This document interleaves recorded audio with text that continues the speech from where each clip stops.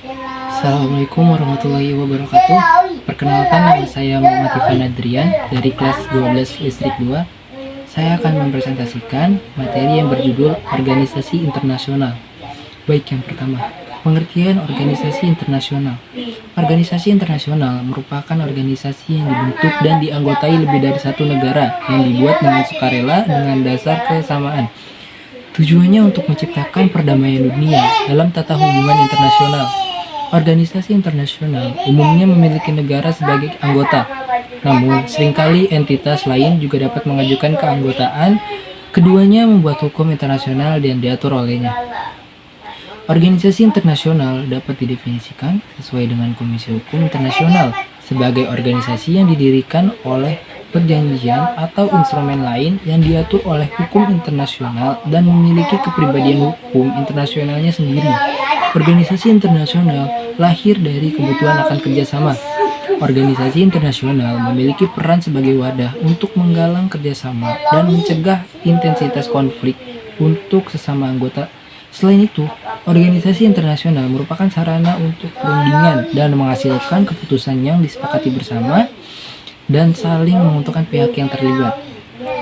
Baik, yang kedua, sejarah organisasi internasional. Awal proses dari pembentukan organisasi internasional berawal dari abad ke-19.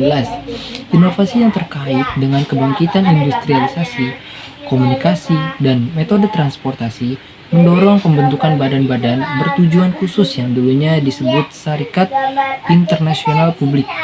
Dalam bidang politik, upaya untuk melembagakan kekuatan besar Eropa dilakukan di Kongres Wina pada tahun 1815. Pada saat itu, pemerintahan Eropa menggagaskan bahwa keluarga negara-negara Eropa merupakan entitas yang terorganisir. Menjelang akhir abad ke-19, Pan America Union dan Konfederasi Antara Amerika mulai dibentuk. Konferensi-konferensi ini memperkuat doktrin Monroe dan pernyataan Bolivar dengan memberikan gagasan bahwa negara bagian belahan barat merupakan subkelompok berbeda dalam sistem multi negara bagian yang lebih besar. Perbedaan-perbedaan yang muncul antara badan-badan politik dan non-politik, antara negara besar dan negara-negara kecil, antara operasi regional dan non-regional selama periode tersebut sangat signifikan dalam perjalanan organisasi internasional selanjutnya. Baik, yang ketiga, jenis-jenis organisasi internasional. Yang pertama, International Governmental Organization. Organisasi antar pemerintah atau IGOS terbentuk karena banyak pemerintah yang membuat organisasi internasional. Yang kedua, International Non-Governmental Organization. Tidak seperti organisasi antar pemerintah, IGOS terdiri dari individu, bukan korporasi atau pemerintahan. Yang ketiga, korporasi multinasional.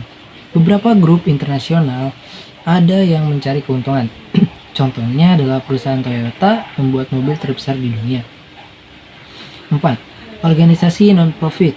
Organisasi non-profit berarti organisasi ini tidak mencari keuntungan materi.